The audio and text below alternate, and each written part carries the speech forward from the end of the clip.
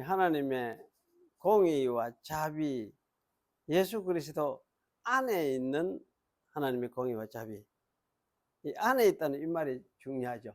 그러니까 하나님의 공의가 예수님 바깥에 있는 게 아니고 예수님 안에 있고, 자비도 안에 있고, 예수님 안에 있고. 그래서 예수님의 사역 자체가 뭐냐? 하나님의 공의와 자비다. 이렇게 말을 할 수가 있습니다. 예수님의 그 사역 자체가. 그러니까 예수님의 사역 속에 하나님의 공의가 나타나 있고, 공의가 시행되었고, 또 하나님의 자비도 예수님의 사역 속에 그것이 시행되어 있고 나타나 있고, 두 가지가 예수님 안에서 함께 하나가 돼 가지고 나타나십니다. 그래서 하나님의 백성에게 그러면 자비라는 건 무엇이냐 할 때, 하나님의 백성에게 은혜를 베푸시는 하나님의 긍휼의 마음, 이게 이제 자비다 이렇게 할 수 있죠. 그러면 공의라는 것은 그 백성의 죄를 예수님이 대신 다 지셨으니까. 그래서 사실은 이제 예수님은 대속자가 되시죠. 대속자가 되셔서. 그래서 이 두 가지가 예수님 안에서 하나로 다 뭉쳐져서 완결이 되는 그런 사역이 예수님의 사역이다. 그렇게 이해를 하시면 좋습니다. 그래서 요게 이제 관점을 좀 더 벗어나서 조금 더 늘려서 하나님의 공의를 좀 따로 이야기를 하고요. 이런 이야기를 하기 시작을 하면은 복잡한 문제가 또 생기게 돼요. 그래서 예수님 안에 있는 하나님의 공의와 자비 하는 요 개념을 잘 이해하는 것이 중요하다는 것. 그렇게 여러분이 좀 기억을 하시는 것 좋겠습니다. 시편 이제 83편 하겠습니다. 하나님이여 침묵하지 마소서. 하나님이여 잠잠하지 마시고 조용하지 마소서. 무릇 주의 원수들이 떠들며 주를 미워하는 자들이 머리를 들었나이다. 그들이 주의 백성을 치려하여 간계를 꾀하며 주께서 숨기신 자를 치려고 서로 의논하여 말하기를 가서 그들을 멸하여 다시 나라가 되지 못하게 하여 이스라엘의 이름으로 다시는 기억되지 못하게 하자 하나이다. 그들이 한 마음으로 의논하고 주를 대적하여 서로 동맹하니 곧 에돔의 장막과 이스마엘인과 모압과 하가린이며 그발과 암몬과 아말렉이며 블레셋과 두로 사람이요 아수로도 그들과 연합하여 롯 자손의 도움이 되었나이다. 주는 미디안에게 행하신 것 같이 기손 시내에서 시스라와 야빈에게 행하신 것 같이 그들에게도 행하소서. 그들은 엔돌에서 패망하여 땅에 거름이 되었나이다. 그들의 귀인들이 오렙과 스앱 같게 하시며 그들의 모든 고관들은 셰바와 살문나와 같게 하소서. 그들이 말하기를 우리가 하나님의 목장을 우리의 소유대로 취하자 하였나이다. 소유로 취하자 하였나이다. 나의 하나님이여 그들이 굴러가는 건불 같게 하시며 바람에 날리는 지푸라기 같게 하소서. 삼림을 사르는 불과 산에 붙는 불길같이 주의 광풍으로 그들을 쫓아내시며 주의 폭풍으로 그들을 두렵게 하소서. 여호와여 그들의 얼굴에 수치가 가득하게 하사 그들이 주의 이름을 찾게 하소서.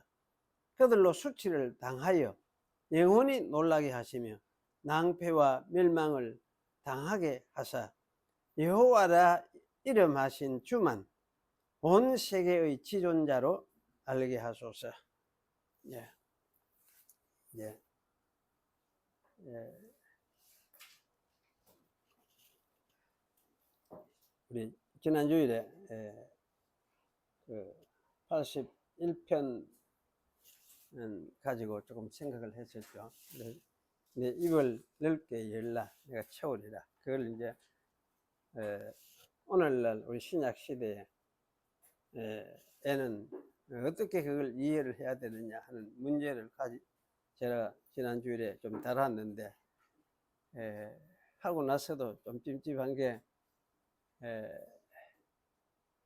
뭐가 전달이 제대로 됐는가 이 생각이 들기도 하고 좀 그런 생각이 들었습니다. 이 계시라는 이 틀을 가지고 이해를 하는 것이 참 중요한데 그러면 시대마다 이제 계시의 틀이 달라지니까 주어지는 계시의 틀이 무엇이고 그것을 이제 표현하는 계시 내용이 또 무엇이냐 이걸 이제 잘 살펴가면서 계시 내용은 계시의 내용으로서 신약까지도 같이 연결해서 보고 그러면 틀의 그 차이점 이거는 이제 걸러내고 이러면서 이해하는 그 작업이 조금 필요해요. 그래서 조금 이제 혼란스럽고 조금 어려운 그런 면이 없지 않아 있습니다. 네, 그래도 우리가 이제 그렇게 생각을 하면서 성경은 읽어봐야 되겠다, 또 읽어야 되겠다 그런 생각이 들어집니다. 네, 오늘 이제 83편 하나님의 침묵하지 마소서 이렇게 이제 말씀하고 있는데 이 시에 대해서 시대적인 그 배경을 좀 찾아보려고 하면은 좀 어렵다 그렇게 이제 사람들이 생각을 하고 있는 것 같습니다. 왜냐하면 이 시의 본문 자체를 이래 살펴볼 때도 시대적인 어떤 배경을 가늠하게 해주는 단서를 발견하기가 참 어렵다 그런 생각을 하고 있는 것 같아요. 그래서 이제 저는 혹시 이게 70인역에 무슨 단서가 있을까 싶어서 살펴보았습니다. 근데 70인역이 주께서 숨기신 자들 자푸네아 이런 말인데 주께서 글자 그대로는 그래요. 주께서 숨기신 당신이 숨기신 자들이니까 당신은 주님이니까 주님이 숨기신 자들 이렇게 이제 이야기를 번역을 할 수 있는데 이것을 70인역에서는 주의 성도들 이렇게 번역을 했습니다. 그래서 주의 성도들 이건 또 다니엘서를 좀 생각을 하게 해주는구나 이런 또 생각을 하게 되고 또 이제 오늘 우리 성경 12절에 보면은 주의 목장 캐난 하나님의 목장들 목장 이렇게 되어 있는 이 부분을 하나님의 제단 두시아스 테리온 투데우 이래가 하나님의 제단 이렇게 번역을 했어요. 이거는 이제 참 상당히 다른 번역이다는 생각이 들면서도 이것도 이제 신학적으로 보면 큰 뭐 연결이 되겠다 싶어요. 왜냐하면 이제 이스라엘 약속의 땅 자체가 하나님이 거기에 이제 희생하심으로써 이스라엘 백성의 생명을 누리는 그런 땅이니까 사실은 그건 어쩌면 이제 그 제단과 같은 땅이에요. 그래서 이러면 여호와 성자 하나님이 자기를 희생하심으로 이스라엘 백성을 살게 하는 그런 땅이다. 그런 관점에서 이제 우리가 이야기를 할 수 있겠는데 에스겔서를 보면은 이러한 이 연상이 서로 연결이 되는 것 같아요. 그래서 이렇게 이제 생각을 해볼 수가 있겠는데 그런데 이 변화들이 어떤 단서로 사기는 좀 힘들겠다. 이 배우로서 아마 이 시를 언제 썼는가 하는 것을 가늠해 볼 수 있는 단서가 되기는 좀 힘들겠다.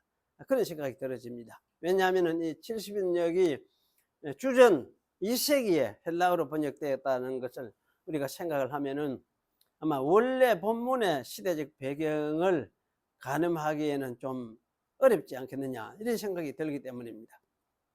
하지만은 여기 이제 8절을 보면은 어느 정도 또 단서가 될 것 같기도 합니다. 8절에는 아스로도 그들과 합하여 연합하여 롯 자손의 도움이 되었나이다 이렇게 말하고 있습니다. 그래서 이 말은 아수르가 직접 주도해 가지고 이스라엘을 치려고 했던 것은 아니라는 것을 알 수가 있어요. 그리고 또 이스라엘을 삼키려는 여러 나라들과 더불어서 롯 자손을 도우고 한 것을 볼 수가 있습니다. 따라서 이것은 아수르가 북이스라엘을 멸망시킬 때까지는 아직 그 시기가 무르익지 않았다는 것을 암시해 주고 있어요. 그리고 이것은 아직 아수르가 북이스라엘을 칠 만큼 그렇게 힘이 강성한 나라가 되지 않았음을 보여주는 것 같기도 합니다. 그렇다면 저는 이 시가 이스라엘이 아수르에 의해서 망한 시기보다는 상당히 이전 어떤 시기에 나왔을 것 같다는 생각을 하게 돼요. 이스라엘의 멸망은, 북이스라엘의 멸망은 어쨌든 아수르에 의해서 망했으니까, 아수르가 그동안도 이렇게 성장해오고 커오면서 강성해오면서 강성했을 때에 이제 이스라엘을 치게 되었다, 그렇게 우리가 생각을 할 수가 있죠. 그렇게 볼 때에 아마 이때의 이 아수르의 모습은 다른데 좀 이래 도와가지고 이렇게 하니까 아마 자기는 좀 아직 치기는 좀 힘들고 뭐 이런 어떤 상황 같다. 그래서 좀 그렇게 강대한 나라가 되지는 아니했던 그런 상황이었겠다, 그런 생각을 하게 되어집니다. 그래서 이렇게 생각을 할 때에 이 시는 솔로몬 이후에 아마 특히 아마 솔로몬 이후 조금 지나서 이제 아합 지나가지고 아합 왕 이후부터 특히 아마 이스라엘이 더 이제 쇠락해가는, 그 아합 왕까지는 그래도 아합은 뭐 우상을 많이 섬겼지만 그래도 좀 강대했거든요. 했는데 그 이후부터 아주 쇠락해가는 혼란한 틈을 시대가 도래하게 되는데, 이런 틈을 타서 이스라엘의 그 주변의 여러 나라들이 이스라엘과 이스라엘의 하나님께 머리를 이제 들고 소위 반역을 도모하기 시작하는 그런 시대가 아니겠느냐. 그렇게 될 때, 그럴 때에 이제 이 이방 나라들이 지금 반역을 시도하고 있구나 하는 이것을 이제 감지하게 되고, 그런 가운데서 이런 기도가 나온 것이 아니냐, 이런 추측을 저는 하게 됩니다. 그래서 더 우리가 이제 살펴보고 연구해 봐야 하겠지만은, 어쩌면은 주전 한 800년대 하반부터 700년대 상반쯤까지 이런 상황이었을 가능성이 있겠다, 이런 추측을 저는 해봅니다. 어쨌든 아합 시대 이후에 이 혼란스러운 상황을 생각을 하면은 이 주변 민족들에서 하나님의 목장을 우리가 주변 민족들이 하나님의 목장을 우리가 차지하자 하는 이런 소리가 참 나올 만한 그런 시대였겠구나, 이런 생각도 들기도 해요. 그렇게 생각할 때에 아마 이거는 어쩌면 이 시대의 어떤 작품이 아니겠느냐, 이런 생각을 하게 됩니다. 하나님의 선민이 하나님을 따를 때는 어쨌든 복을 받아서 강성해지는 반면에 이방 민족들은 하나님 나라에 굴복하게 되고 이스라엘화 되어 갑니다. 반면 하나님의 선민이 하나님을 버리고 떠날 때에는 저주를 받아서 이스라엘은 약화되고 경멸과 비난과 조속거리가 되는 반면에 주변 민족들은 강하게 되어 갑니다. 이것은 언약의 원리라고 할 수가 있습니다. 이런 언약의 원리가 이스라엘과 주변 나라들에 시행되었던 것입니다. 아삽 시인은 이러한 세상의 정세를 간파하였고 이스라엘은 멸망을 바라보게 되었음을 직감하면서 언약의 하나님께 이런 간구를 드렸다, 이런 생각을 저는 해볼 수 있을 것 같습니다. 이제 우리가 본문을 구체적으로 좀 살펴보겠습니다. 아삽 시인은 아주 이제 다급하게 하나님께 부르짖습니다. 하나님이여 침묵하지 마소서, 하나님이여 잠잠하지 마시고 조용하지 마소서 라고 하는 이 부르짖음에서 무척이나 다급함을 우리는 느낄 수가 있습니다. 침묵하지 마소서, 잠잠하지 마소서, 조용하지 마소서, 얘는 똑같은 소리인데, 근데 히브리어 자체도 좀 달라요. 글자들이 다르니까 하여튼 이 세 개의 유사한 말들을 연이어서 좀 쏟아내고 있습니다. 아주 다급한 부르짖음 같습니다. 그 이유는 하나님의 원수들이 떠들면서 주를 미워하는 자들이 머리를 쳐들었기 때문이다, 그렇게 이제 말을 하고 있어요. 여기서 하나님의 원수들 또는 하나님을 미워하는 자들은 이스라엘 주변의 나라들을 가리키는 말이 틀림없습니다. 이 나라들이 전에는 안 그랬죠. 굽실굽실하고 다 하나님 믿는 것 같이 하고, 또는 이스라엘 앞에서 구신구신 거리는 그런 나라들이에요. 그래서 이 이제 나라들이 하나님의 원수들이 된 것은 이들이 하나님을 미워하여서 하나님이 선택하여 자기의 이름을 두신 이스라엘 백성을 없애려고 시도하기 때문입니다. 이스라엘은 하나님이 선택하시고 내려와서 그 가운데 거주하고 계시는 나라였어요. 그래서 하나님은 자기 이름을 이스라엘 안에 두셨습니다. 즉 하나님이 이스라엘의 일부가 되어 있다고 말할 수가 있습니다. 그 이스라엘 하는 말을 좀 잘 생각해 봐야 돼요. 기본이 몰라도 괜찮습니다.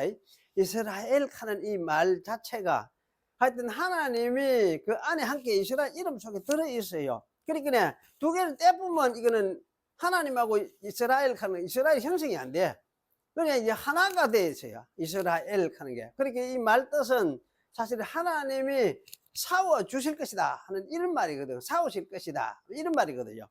그러니까 사실 이스라엘은 어떤 자냐 하면 하나님이 이스라엘과 하나가 돼 가지고 연합해 가지고 계시면서 이스라엘을 위해서 싸워주는 그런 나라, 이런 나라의 성격을 담아 놓은 것이 여기 이스라엘이에요. 그래서 이것은 하나님은 이스라엘과 한 몸이 됐다 이렇게 말할 수도 있고, 또 하나가 되어 있다 이렇게 말할 수도 있고, 어쨌든 연합되어 있다 이렇게 말할 수도 있습니다. 때문에 이스라엘을 없애버려서 기억나지 못하도록 한다면은 하나님도 지워버릴 수 있다는 생각은 이 사람들은 가진 것 같아요. 이런 일을 위해서 이스라엘의 주변 나라들이 동맹을 맺고 일어서는 것입니다. 아마 한꺼번에 와 일어섰다 이라기보다는 시대에 따라서 점점 이 나라 저 나라 모두 이렇게 이제 자기를 내세우기 시작을 하는 그런 것이다 이렇게 우리가 생각할 수 있을 것 같습니다. 그러므로 이제 동맹들은 단순히 인간 나라의 이스라엘을 없애려고 일어서는 것 이상으로 이스라엘과 연합하여 계시는 하나님을 없애려고 일어서는 것입니다. 따라서 이 동맹을 하나님에 대한 반역적인 동맹이라고 말을 할 수가 있습니다. 하나님과 사람 사이에만 언약이 있는 것이 아니라 사실 언약이라는 것은 사람과 사람 사이에도 있고 나라와 나라 사이 또는 여러 나라들이 동맹을 맺는 것 역시 언약을 맺는 것이라고 말할 수가 있습니다. 여기에서는 그 언약을 맺는다고 할 때에 사용되는 말이 그대로 사용되어 있습니다. 그래서 언약을 맺는다 할 때는 카라트, 브리트 이렇게 이제 히브리어로 말을 할 수가 있는데, 언약을 맺는다, 언약을 자른다는 얘기, 문자적으로는 언약을 자른다 이렇게 말을 할 수가 있습니다. 이건 아마 짐승을 잡아서 그 피로써 동맹을 맺었다고 추정할 수가 있습니다. 물론 꼭 이런 동맹 의식을 행하지 않았을 수도 있습니다. 하여튼 일반적으로 언약 또는 동맹을 맺는다는 말이 어쨌든 이런 피 흘림에 의한 의식을 기초로 삼고 있었다는 사실을 이 용어가 사실 보여주고 있습니다. 이 사실은 하나님과 사람과의 언약 체계를 이해하는 데도 아주 도움이 됩니다. 피 흘림이 없이는 속죄가 없다고 말한 것처럼 대속의 피가 왜 필요한지를 보여주는 것이 언약을 맺는 의식이었다 이렇게 우리가 생각을 할 수가 있습니다. 그리고 6절에서 8절에는 이스라엘을 없애려는 동맹에 가담한 나라들, 곧 민족들의 이름들이 제시되고 있습니다. 여기 에돔의 장막들, 이제 이스마엘인들, 모압, 하갈, 그발, 암몬, 아말렉, 블레셋, 두로, 아수로, 롯 이래가 11민족 이렇게 등장이 되고 있는데요. 그러면 에돔의 장막들이라는 이 표현은 에돔의 여러 족속들을 의미하는 것으로 아마 생각이 됩니다. 왜냐하면 장막들이 하나가 아니고 여러 개니까. 그래 여러 족속들을 이래 의미로서 생각을 하면은 이 에돔 민족이 번성해 가지고 여러 민족을 이루었구나 이런 이제 생각을 갖게 만들어요. 그리고 이 에돔이는 물론 야곱의 형 에서를 조상으로 하는 민족이라고 말할 수가 있습니다. 그리고 이스마엘은 이삭의 형 이스마엘을 조상으로 삼고 있다 이렇게 말을 할 수가 있습니다. 또 모압이는 롯을 조상으로 하는 사람들이고, 하갈이는 사무엘과 열왕기에는 나오지 않는데 역대기와 이 시편 오늘 83편 6절에만 언급되는 민족이에요. 그래서 학자들은 이 하가리는 포로기 이후의 어떤 민족의 이름이 여기 들어와 있는 것이 아닌가 이렇게 추측을 하면서 아마 아브라함의 첩이었던 하갈의 자손일 가능성은 거의 없다 이런 생각을 하고 있습니다. 출처 불확실한 민족으로 여기는 셈이죠. 하지만은 6절이 대개 아마 6절을 볼 때에 이스라엘과 혈연적으로 전혀 남이 아닌 민족들을 모아놓았다는 생각을 하고 볼 때에 하갈의 자손들이라고 생각하는 것이 낫겠다는 생각을 저는 해봅니다. 7절에 나오는 그발 사람들은 기원이 분명하게 밝혀지지 않았지만은 솔로몬이 성전을 지으려고 할 때에 솔로몬의 건축자들과 히람의 건축자들과 함께 돌을 다듬어서 성전의 재료를 준비하도록 했던 사람들이며 또 두로에서 지혜로운 사람들로서 배의 틈을 막는 일을 했었습니다.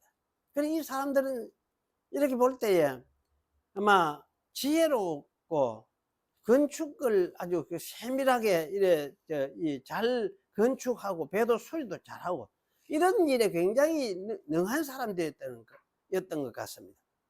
이 사람들이 또 이스라엘을 쳐서 없애려고 하는 반이스라엘 동맹에 가담하고 있었습니다. 또 이 암몬 사람들은 역시 롯의 다른 아들 암몬의 이름을 가지고 있었습니다. 암몬의 후손이라고 생각할 수가 있겠습니다. 아말렉은 대대로 이스라엘 원수로 나타난 민족입니다.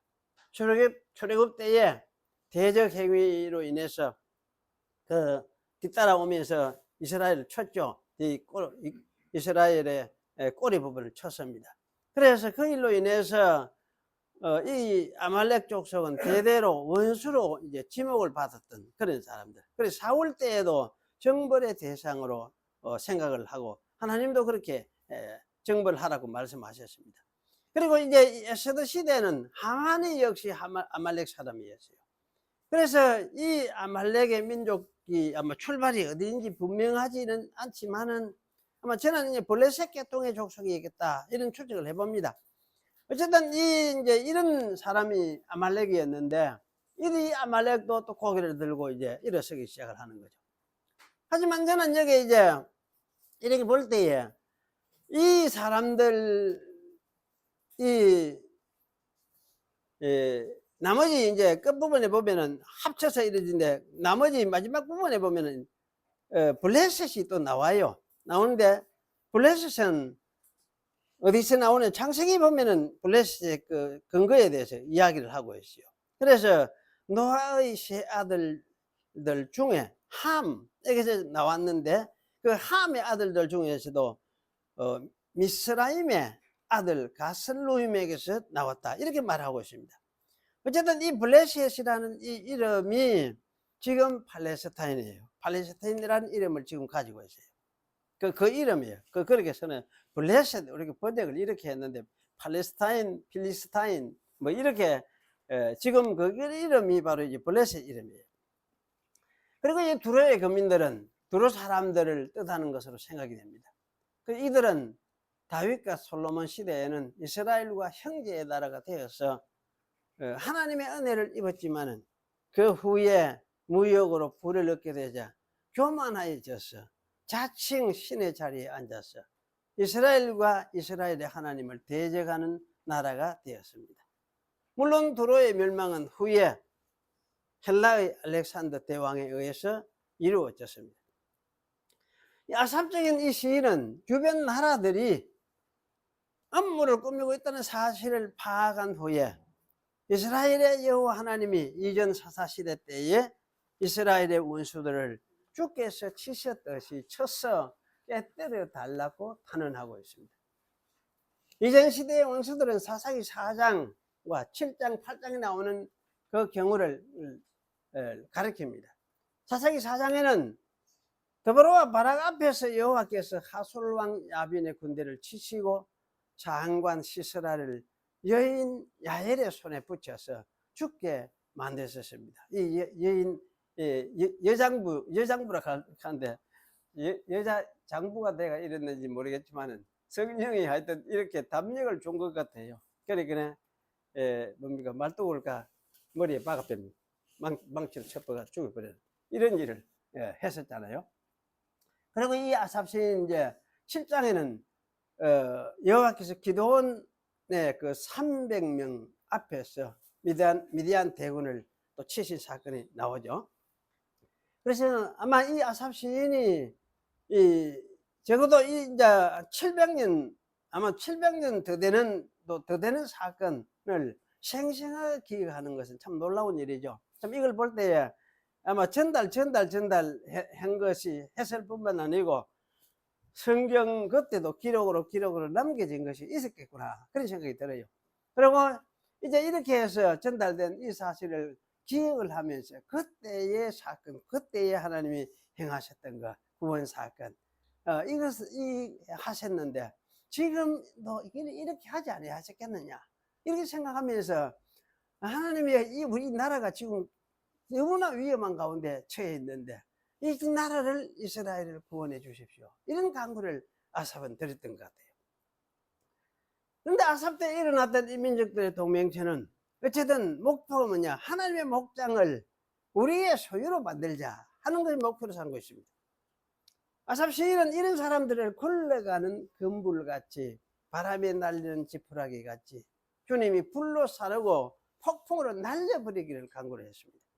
그러면서도 원수를 물리치는 것으로 끝나지 않고 그들이 완전히 패하고 멸망을 당하게 하여서 여호와의 이름을 찾고 여호와께서 온 세계의 지존자이심을 알게 해달라고 기도합니다. 참, 멸망시키면 멸망으로 끝나볼 줄 알았는데 그렇지 않고 하나님을 돌아와서 아는 자가 있도록 해달라, 이런 기도를 하고 있어요. 참으로 놀라운 기도입니다. 인간으로서 완전히 망해야 아마 그런 중에서 여호와를 찾게 되는 자가 있을 것 같다는 그런 생각을 갖게 만들어줍니다. 예수를 믿는 것도 마찬가지죠. 예수를 하나님으로 믿는 사람들도 이런 류의 신앙이라고 생각을 할 수 있을 것 같아요. 그래서 이 세상에서 어쨌든 이 세상에서는 희망을 가질 세상이 아니구나, 이걸 알고 또 자기 자신 역시 마찬가지로 희망을 가질 자기 인생이 아니구나 하는 걸 알고, 그럼 참 생명의 길이 어디 있느냐 할 때 하나님이 보내신 예수 그리스도 그에게 있다, 하나님이 보내신 그분에게 있다 하는 이 사실을 깨닫는 거예요. 이게 예수를 믿는 거예요, 예수를. 그래서 이제 이렇게 해서 참 이제 그 하나님을 알게 되어지는, 이것이 진짜 하나님을 아는 것이다, 이런 이야기죠. 그래, 이거는 아마 칼빈은 제가 이야기를 종종 하지만 칼빈은 기독 강요에서 이걸 강조를 하고 있어요. 처음부터 하나님을 믿는 사람은 하나님을 어떻게 해서 아느냐 할 때에 자기를 먼저 알아야 된다. 자기가 뭐냐 할 때 자기가 죄인이라는 걸 알아야 된다. 철저하게 하나님 앞에서 자기는 무가치하고 무능한 그런 인간이로구나 하는 사실을 깨닫고 아는 것, 이걸 알아야 하나님을 진짜 바르게 볼 수 있다, 그렇게 이야기를 하고 있어요.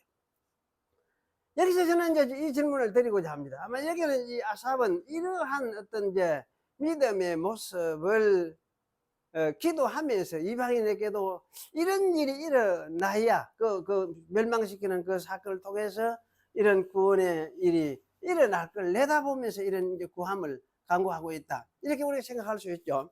그런데 저는 사실은 이제 이 기도 전체가 이스라엘의 구원이니까, 그러면 이 기도 전체가 과연 응답이 되었는가, 이런 질문을 하게 되죠.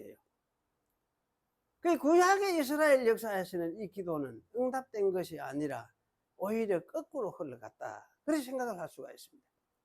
이 기도가 북이스라엘이 망하기 전에 혼란한 시기에 나왔다고 하면은 이 기도가 드려진 수십 년 후에는 북쪽 이스라엘은 망했습니다. 722년 망했죠. 이어서 그 북쪽이 망하고 140년쯤 후에 남쪽 유다도 망하게 되었습니다.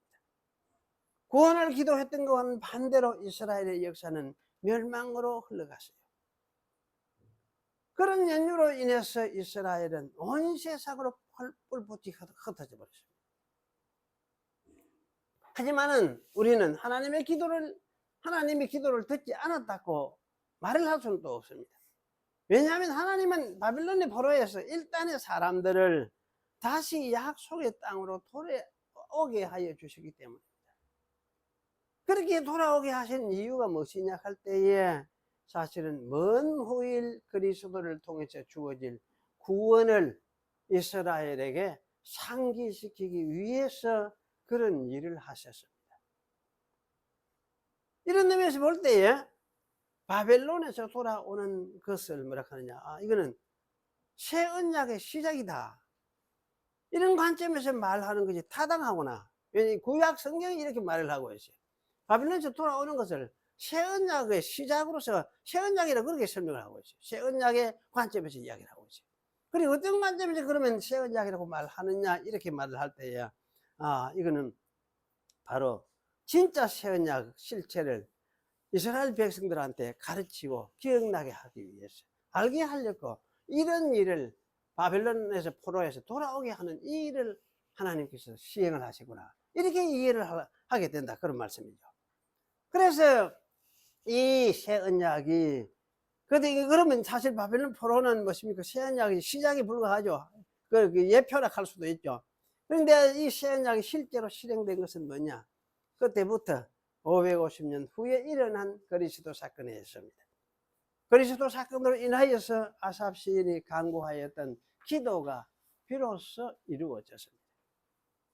그리스도 사건으로 인하여 하나님이 온 세상의 지존자로 드러나셨습니다.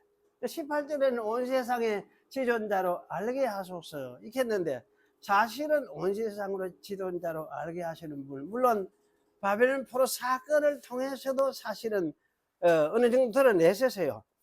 그 바빌론 포로에 돌아오게 하는 그 사건만 해도 사실 온 세계에 이스라엘의 여호와 하나님은 참 놀라우신 하나님이구나, 온 세상의 지존자구나, 이할만하구나, 이런 것을 드러내셨어요. 보여주셨는데, 사실 진짜 그 사건의 실체는 뭐냐? 예수 그리스도 사건을 통해서 온 세상의 지존자로서 하나님이시, 바로 이스라엘의 하나님이시다 하는 것을 드러내셨습니다. 아삽 시인도 자기 당대에 하나님의 구원이 주어질 것이라는 기대를 가지고 아마 이런 기도를 했던 것은 아니라 생각합니다. 이스라엘과 맺은 언약 때문에 언젠가는 하나님이 구원을 이스라엘에 주실 것을 바라보면서 아삽 시인은 그러한 기도를 했을 것이라 생각이 됩니다. 하지만 하나님이 그의 기도에 응답하신 것은 자기 뜻과 계획을 이루시는 그 입장에서 자기가 정한 시기, 정한 기한에 맞추어서 응답을 하신 것이죠. 이와 같이 기도라는 것은 개인적인 어떤 소원을 이루는 것이 아니라 하나님의 구원하시는 뜻에 참여하는 사람을 통해서 그가 그걸 고백하고 알게 하고 이해하고 하는 이런 차원에서의 기도라는 사실을 우리가 이해하는 것이 중요해요. 그래서 이 기도라는 측면은 우리의 어떤 소원을 이룬다 이런 것보다도, 우리의 소원이 뭐냐? 하나님의 나라 백성으로 구원받는 거, 이게 우리의 소원이다, 이렇게 하면 참 좋은데, 우리의 기도 되게 보면은 이런 기도 차원에서 넘어서서 우리 자신의 뭐 어떻게 먹고 살고 어떻게 뭐 이런 식의 기도가 참 많아요. 그래 사실 기도의 측면 속에는 보면 이런 차원, 하나님 나라를 이루는 이런 차원의 기도, 이것이 참 굉장히 중요한 측면이라는 말씀이죠. 그래서 주님이 가르친 기도가 사실 이런 성격의 기도였습니다. 주님이 그 하늘에 계신 우리 아버지 제자들에게 기도 가르친 그것이 바로 이런 성격의 기도죠. 주님 자신도 이런 또 성격의 기도를 드렸습니다. 그리고 사도 바울도 이런 성격의 기도를 드리면서 사역했었습니다. 우리의 기도 역시 바로 이런 성격의 기도를 사실은 드려야 하는 것이 우리 기도의 큰 줄거리가 되고 맥락이 되어야 된다는 사실입니다.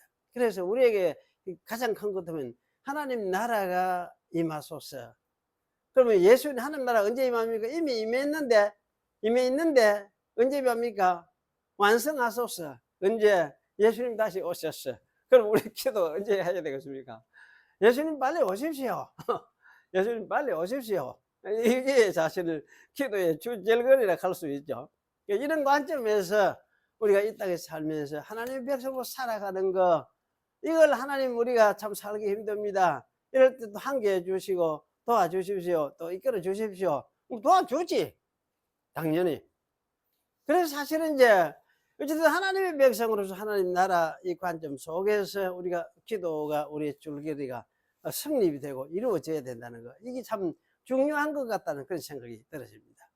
그래서 사실 우리의 드리는 기도도 뭐 예수님 안에서 사실 이미 성취되었다 이렇게 할 수가 있죠. 이런 구속사적인 기도 같으면 예수님 안에서 이미 성취되었다. 예수님이 다 책임지고 다 이루셨고 또 이루어내실 것이니까.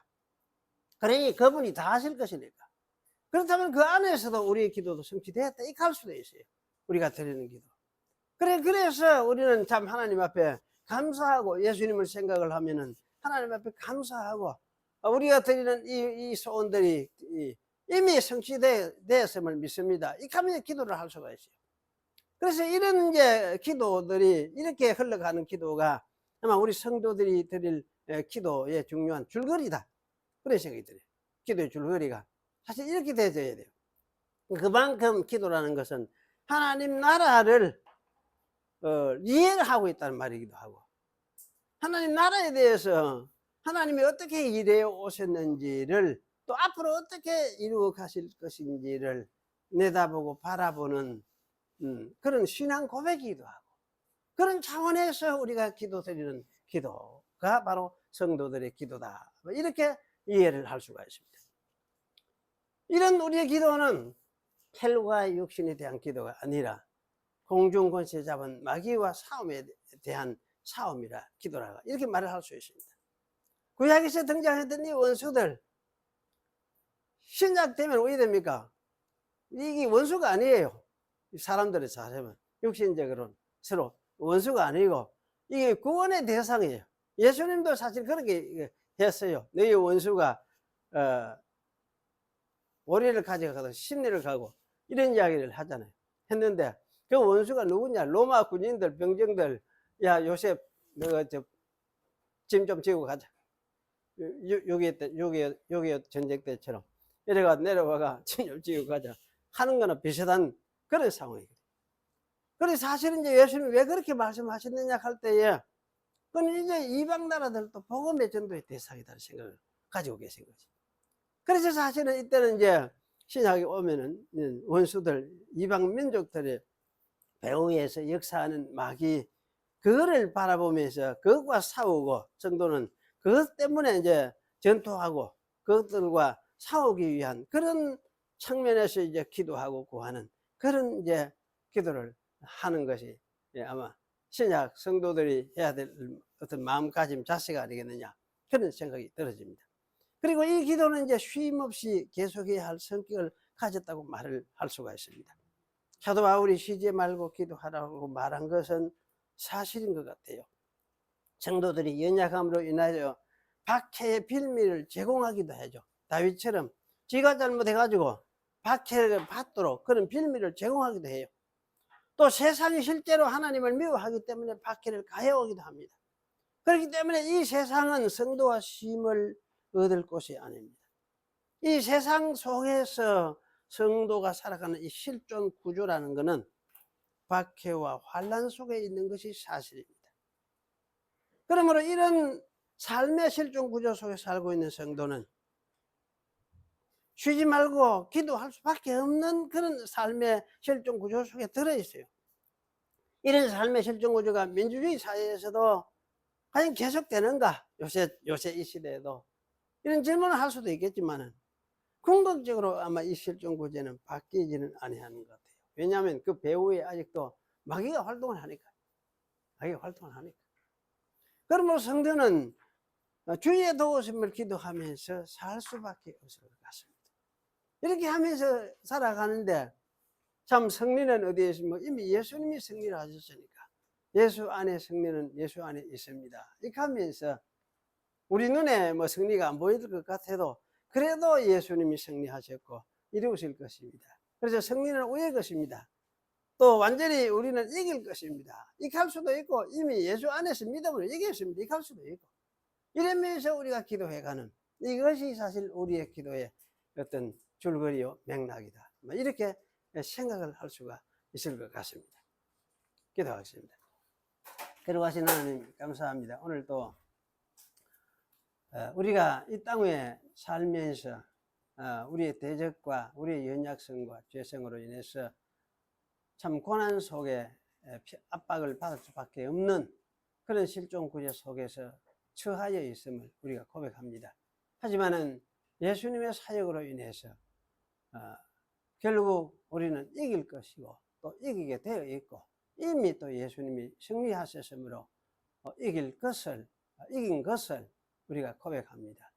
이것을 믿고 살아가는 것이 또 우리의 믿음임을 기억하게 하시고, 그래서 세상에서 무슨 일로 우리가 절망을 하고 어려움이 있을지라도 그로 인해서 참 하나님이 없는 것처럼 또 예수님이 없는 것처럼 생각하며 절망하지 말게 하시고 주님을 바라보며 주의 앞에서 승리를 노래하는 그런 저희들이 될 수 있도록 주께서 저희의 믿음을 더해 주시고, 우리가 연약할 때마다 주께서 더욱더 자신을 나타내시며 우리가 약해지면 주님이 더 강해 주시고, 강한 그 주님이 자신을 약한 우리에게 나타내셔서 저희로 하여금 주님을 의뢰하고 믿고 따라가게 가면서 담대하게 살아가는 그런 저희가 될 수 있도록 하나님께서 저희를 권고하여 주시옵소서. 예수님의 이름으로 기도하옵나이다. 아멘.